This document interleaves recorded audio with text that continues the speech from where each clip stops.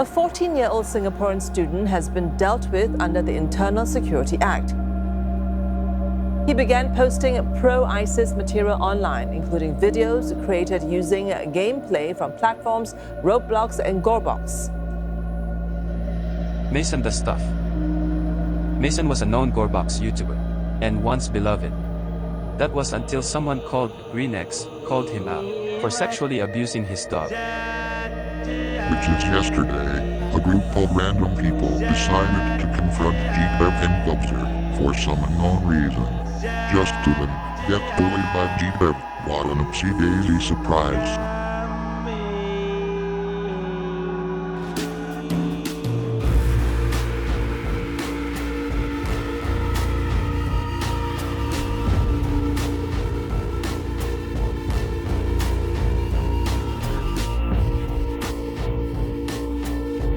The GoreBox community. Where do I even begin? From the controversies, the dramas, the weird power dynamics, the stuff that happens completely out of nowhere.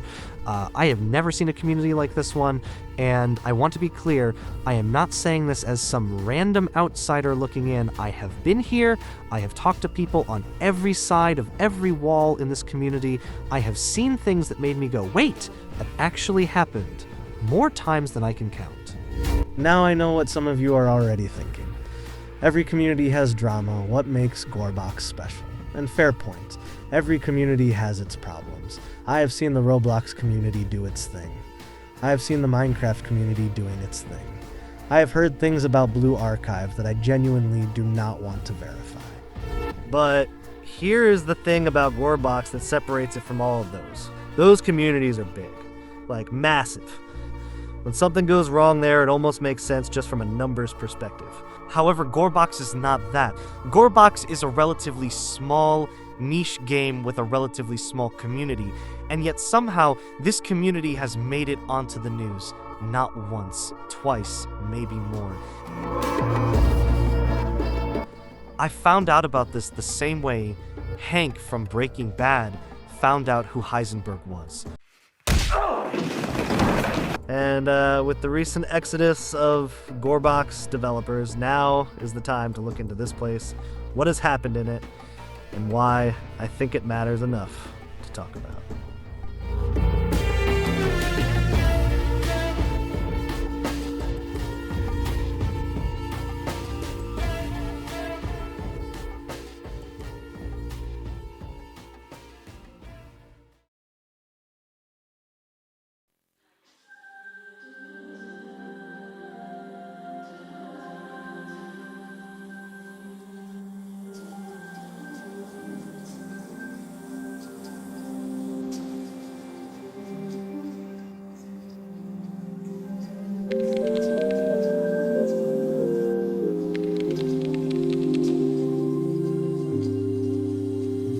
This community has a lot of them, and I mean a lot.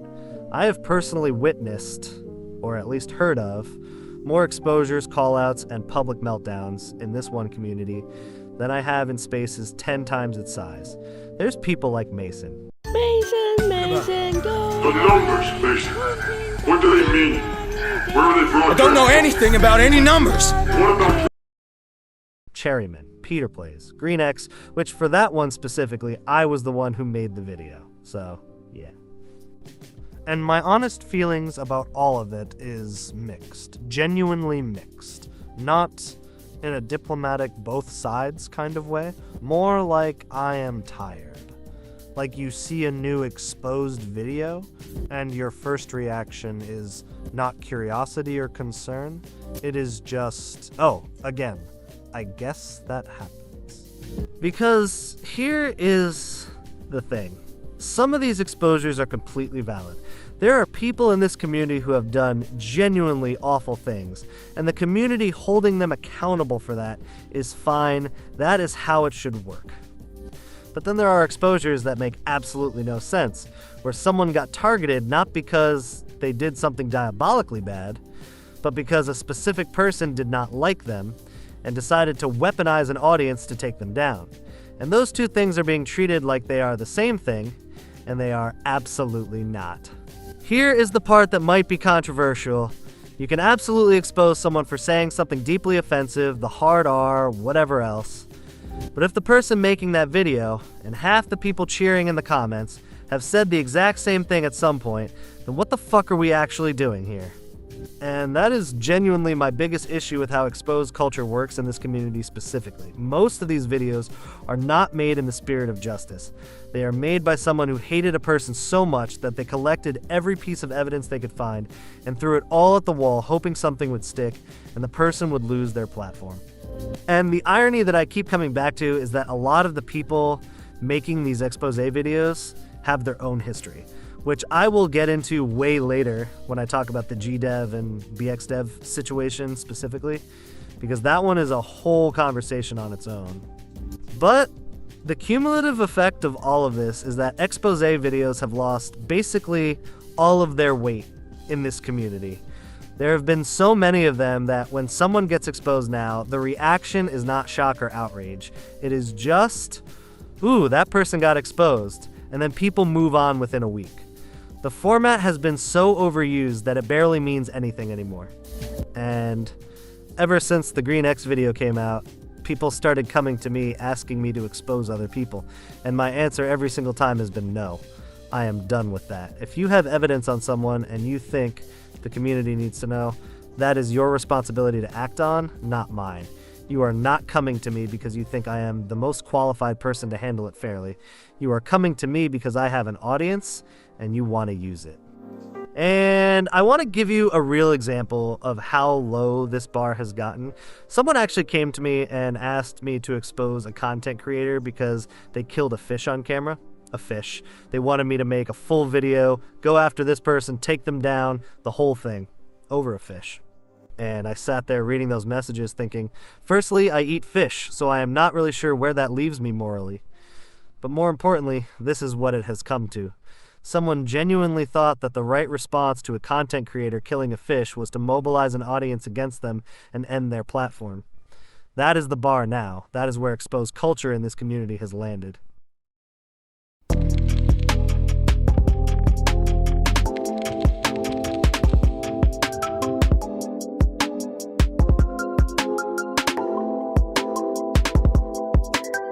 Okay, so this one I genuinely debated including. I did not want to come across as some concerned parent type pointing at a screen going, think of the children. But ignoring it completely would just be dishonest. So here we are. Kids are playing GoreBox, and they are actively in the community. In the Discord servers, in the YouTube comments. And look, I know kids have always found their way into games that were never made for them. Kids play GTA. Kids play Call of Duty. That is literally nothing new.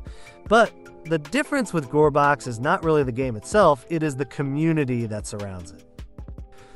And if you have been paying attention to anything I said earlier in this video, you already know that community is not exactly a safe place to grow up in. Now, to be fair, F2 has actually done some things right on this front.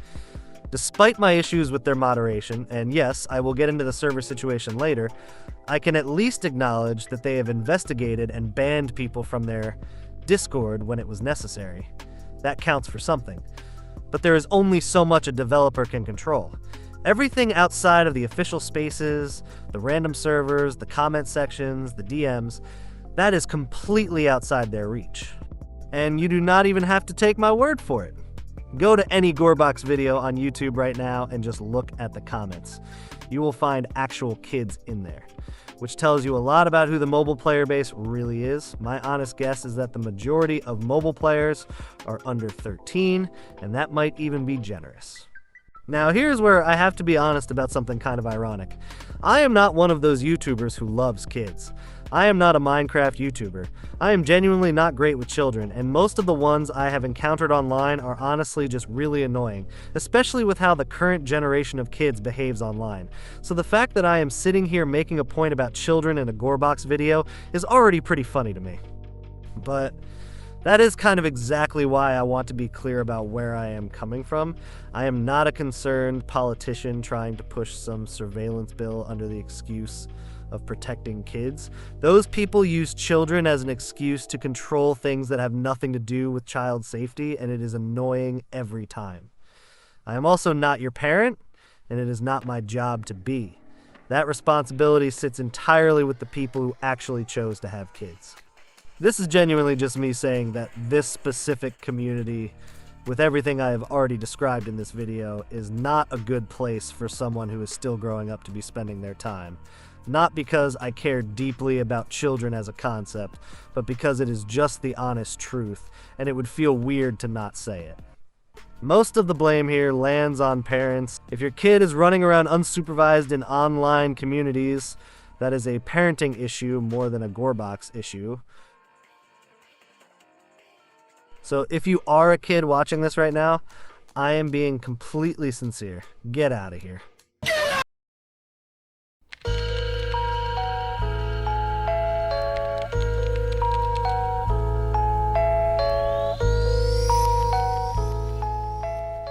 Okay, this one is a nitpick.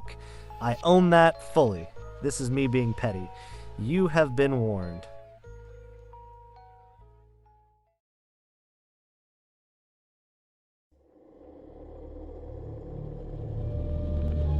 Did I ever tell you what the definition of insanity is? Insanity is doing the exact same thing over and over again, expecting something to change. That is crazy. The first time someone pointed that out to me, I thought they were just being dramatic. And then I opened YouTube and searched GoreBox. New weapon leaked. New map coming soon. Update dropped here is everything in it. New weapon leaked. New map coming soon. Update dropped here is everything in it. New weapon leaked. New map coming soon. Update dropped here is everything. Oh, for fuck's sake. You are looking at it. Okay?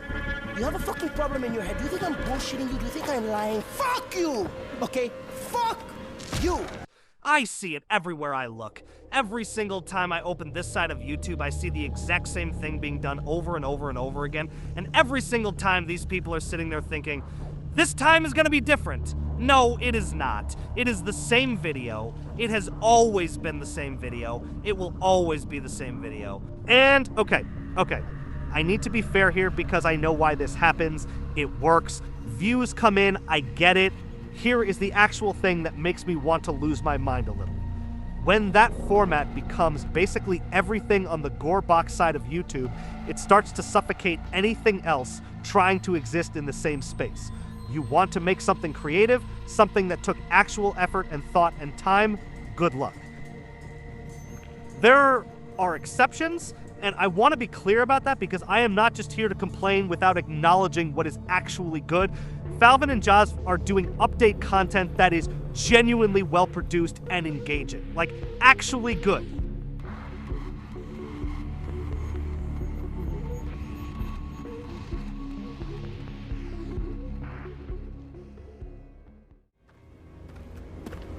Did I ever tell you the definition of insanity?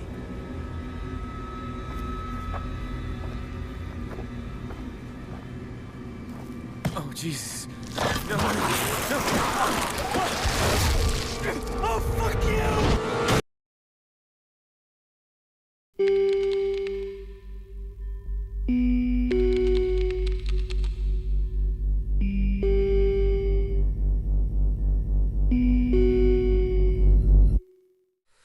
You know that scene in BlacKkKlansman where Ron Stallworth is on the phone with the actual KKK, pretending to be one of them, just casually spouting the most unhinged racist stuff you have ever heard? Since you asked, I hate niggers. I hate Jews. Spicks and mix. Dagos and chinks, but my mouth to God's ears, I really hate those nigger rats. And anyone else, really, that doesn't have pure white Aryan blood running through their veins. My sister, Pamela. She was just recently accosted by one of those black coons. That's so? Yeah. And the whole joke is that he is a black man doing this, and the KKK guys on the other end have absolutely no idea. It is kind of funny in a deeply uncomfortable way. The humor comes entirely from how absurd it is that these people just accepted it without question because the language was familiar to them. Because that was just how they talked, completely normalized. I think about that scene a lot when I look at the GoreBox community. Not because anyone here is the KKK, But because that same energy of complete normalization is everywhere in this space, all of it has been said and shared and recreated so many times that nobody even flinches anymore. It is just the water these people swim in. The joke works because it is punching at something. It is using the language of hatred to expose the people who built that language in the first place. Here is the thing about dark humor. Dark humor has always existed, and it has always been transgressive by design. The whole argument for it is that nothing is off limits. Laughter is sometimes the only honest response to how terrible things actually are, and I do not entirely disagree with that. But there is a line, and I think the line is not really about subject matter at all, to be honest. It is direction, what the joke is actually doing, and who it is actually aimed at.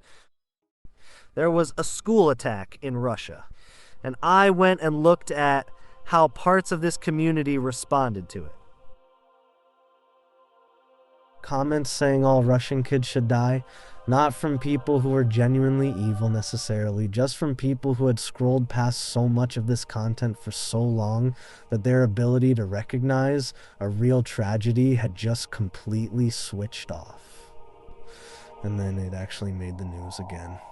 A kid in Singapore got caught making ISIS recruitment content inside GoreBox. At this point, I'm just questioning myself. So, why does this keep happening? Why does this specific game with this specific community keep producing this specific type of content and this specific type of person? And the most obvious answer to why this keeps happening has been sitting right there the entire time. The game is called GoreBox. I mean, it's already obvious enough. The internet was supposed to be the great equalizer, the place where information flows freely, where anyone can say anything, where the truth cannot be suppressed because it lives everywhere at once. And that is true. After a while, you cannot tell the difference between a joke and a threat, between irony and sincerity, between someone who is performing edginess and someone who actually means it. The signal and the noise start to look identical. And the scary part is not the people who are genuinely radicalized. The scary part is everyone in between. The people who are not radicalized but have just been so thoroughly marinated in this content for so long that their reactions have been quietly recalibrated without them even noticing. There could be a chance they do not think those kids deserve to die. They just typed it because it felt like the thing to type.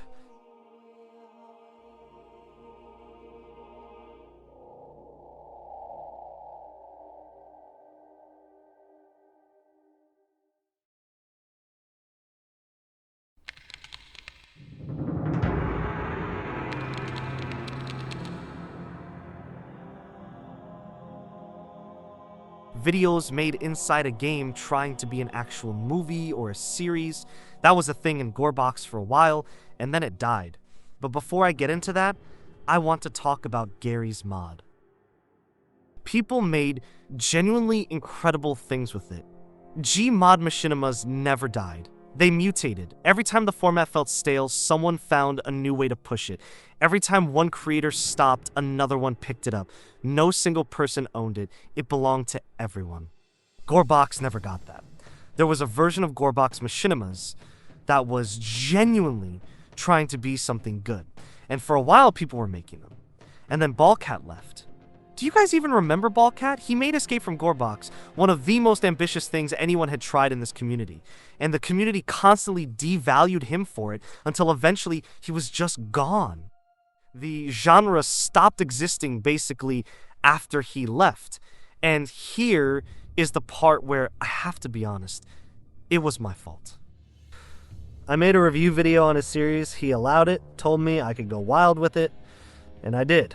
Not because I genuinely thought his content was bad, but out of pure petty competition for a series, I was not even going to continue making myself.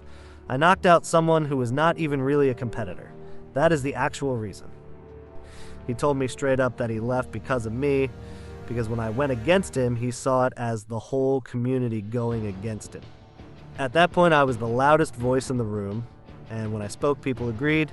When I criticized something, people piled on.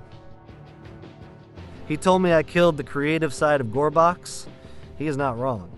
What I failed to understand is that competition creates content. Ballcat being there was good for the space because it pushed other people to try. When I removed him, I got rid of the creative energy that competition was generating. Everyone else looked at what happened and decided they did not want to end up the same way, so they just stopped. That is the difference between Gmod and GoreBox right there. Gmod was too big and too decentralized for any one person to function as a kill switch. GoreBox was small enough that it was not, and I pulled that switch without even realizing it existed. The desire to make something does not go away just because the environment stops supporting it. That is one of the few consistent things about human beings across all of history. People make things. They always have. Paintings, histories, songs passed down through generations that nobody ever wrote down. The impulse to create something and leave it somewhere where another person might find it and feel something is so deeply embedded in what people are that it survives almost everything. Somewhere in this community right now, there is probably someone who wants to make a series. A story told inside a sandbox. And whether they actually do it depends entirely on what kind of community this is going to be going forward. Gmod answered that question well. GoreBox has not yet, but it does not mean it never will.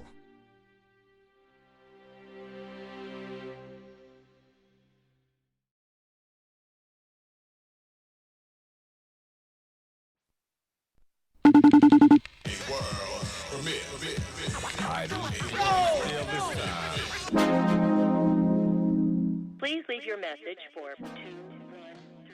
Okay, so this one is personal. I am going to try my best to stay neutral here, but I also want to be upfront that I have been directly involved in some of this stuff. So take that as you will.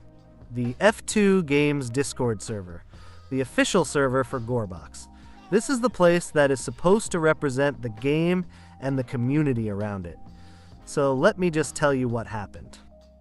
I got permanently warned for talking about a specific content creator and what they did, just talking about it.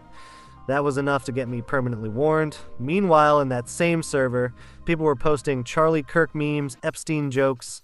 There was even one person who went on a whole rant about how immature and unmoderated the chat was, and then immediately started talking about porn in the same channel right after, like within minutes.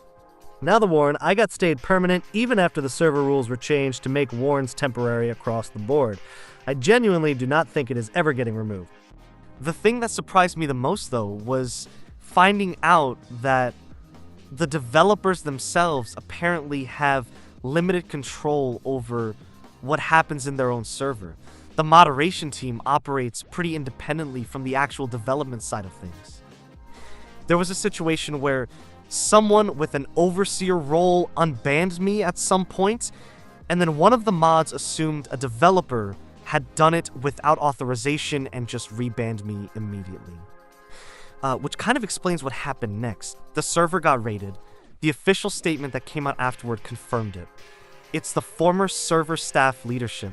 They deliberately sabotaged the server in retaliation for losing their positions after some internal changes were made.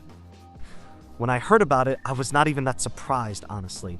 And I think that reaction says more about the state of that server than anything else I could tell you. When you find out something like that happened and your first thought is, yeah, that tracks. Baseball, huh? It probably means things had been pointing in that direction for a while.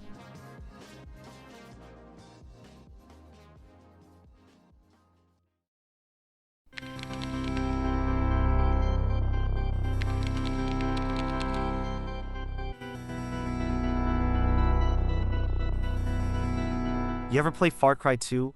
Not the one with the guy everyone quotes. The other one. You are a mercenary dropped into an unnamed African country in the middle of a civil war between two factions, the APR and the UFLL. This is Liberation Radio, speaking the truth for the truth seekers. And the truth is that your country needs you. Beware the evil APR scourge. And within the first few hours, the game makes something clear that it never lets you forget. Both of them are identical.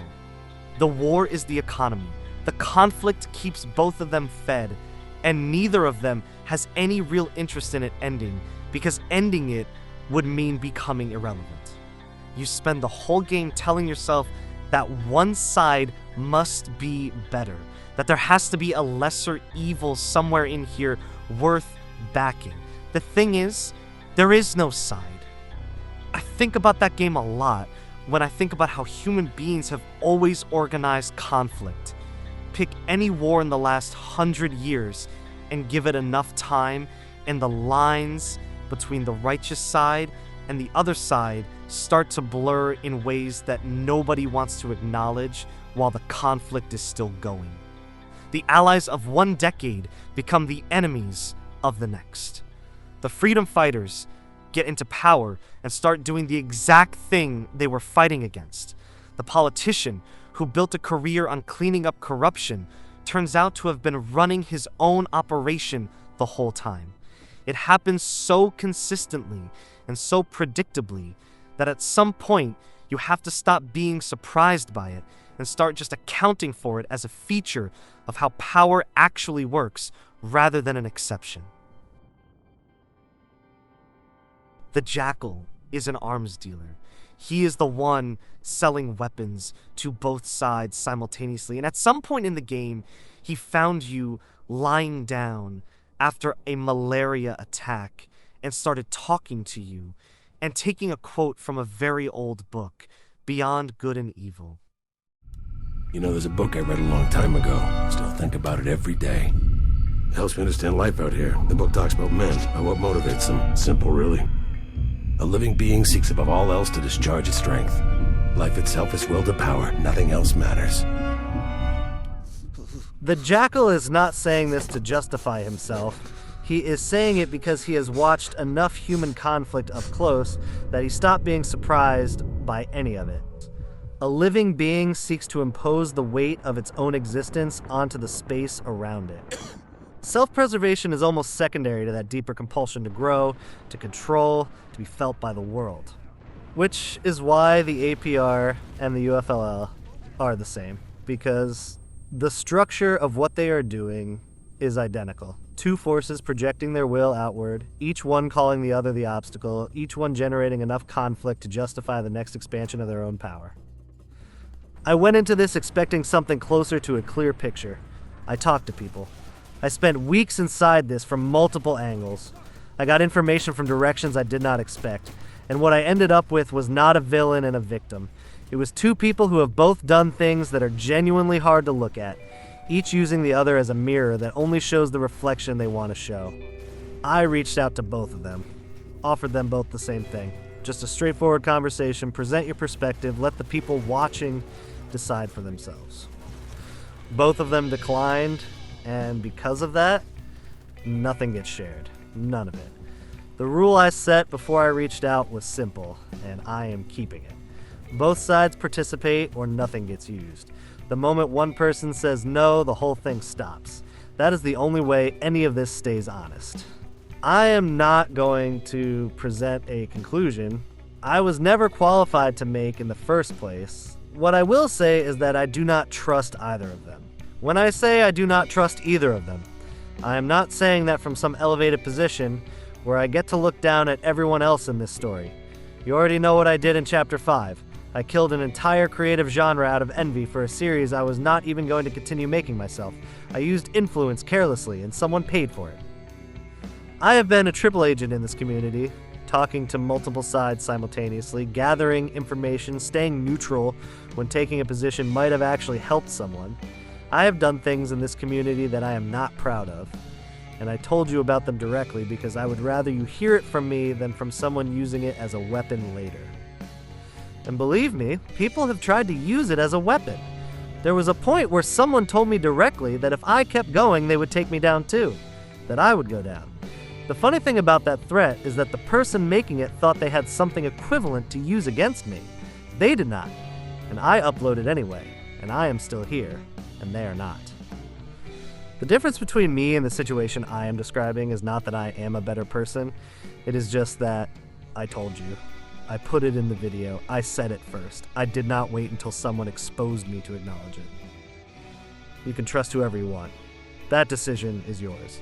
But I would ask you to think about how much of what you believe about anyone in this story, including me, came directly from them. Because that is usually where it starts to get complicated. Wherever this ends up, I hope whatever comes after it is actually worth what it cost to get there. That is all I have.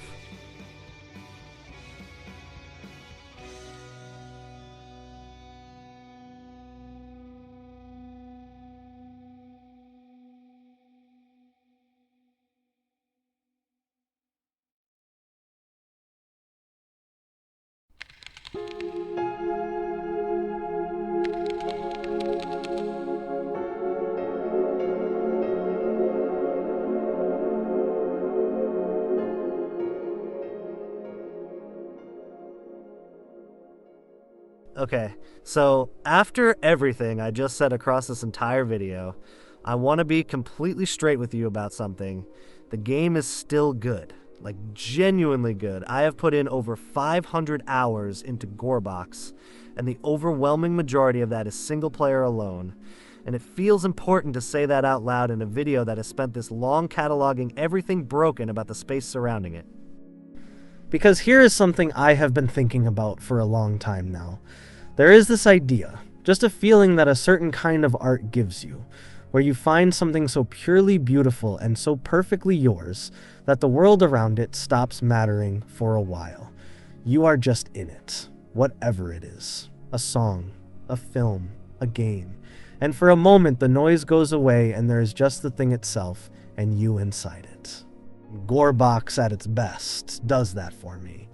The single player, just the physics and the sandbox and the complete absence of anyone else having opinions about what you are building. That version of the game is genuinely untouched by everything I have talked about in this video. The drama does not live there. But here is the tragedy of it. There is a certain kind of story about a community that forms around something beautiful, a piece of music, an artist, an idea, and the community loves the thing so purely at the start that it almost feels sacred.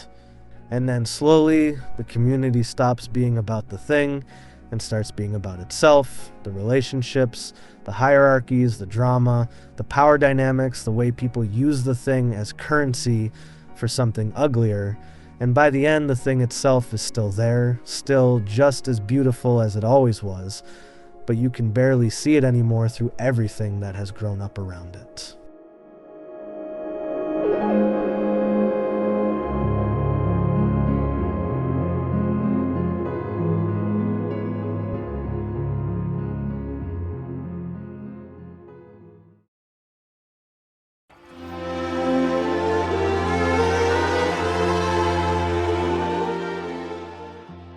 There is an album I have been thinking about a lot while making this video, a concept album about a sailor who sails out alone chasing the horizon.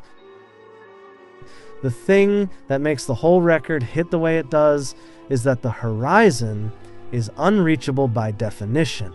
That is literally what a horizon is. You can see it, you can point at it and say, that is where I am going. And then you sail toward it and it moves. It is always exactly as far away as it has always been. You can spend your entire life crossing the ocean toward the horizon and die having never reached it, and the horizon will not have moved an inch. It was never a destination, it was just the shape of the distance between you and the edge of what you could see.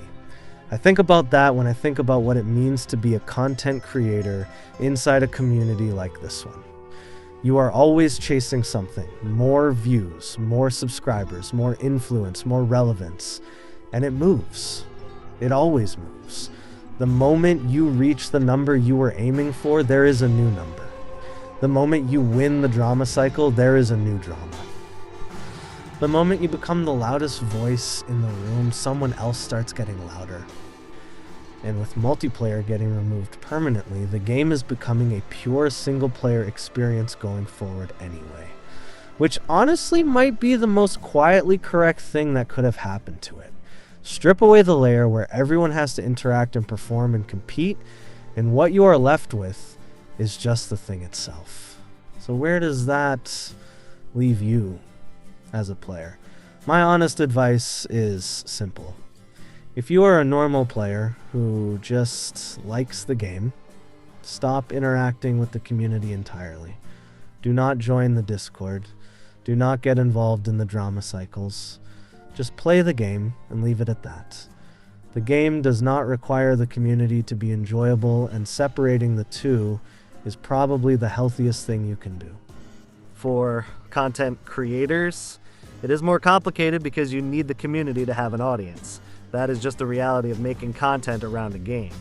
You are at least partially dependent on the community, whether you like it or not. I get that.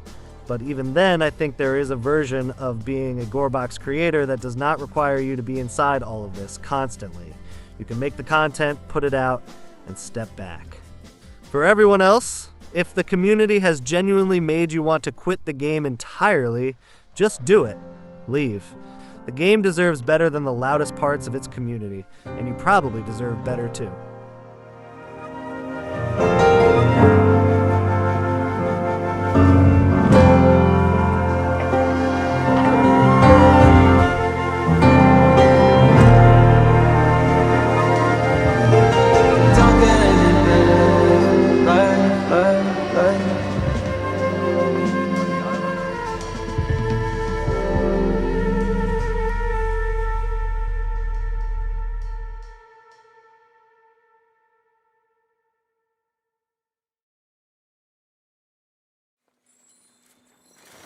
There's a man on the horizon.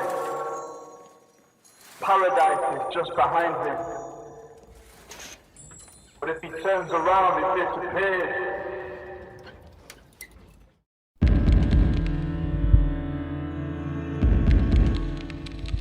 So, here we are. I want to tell you something about this video before I close it out. Something honest.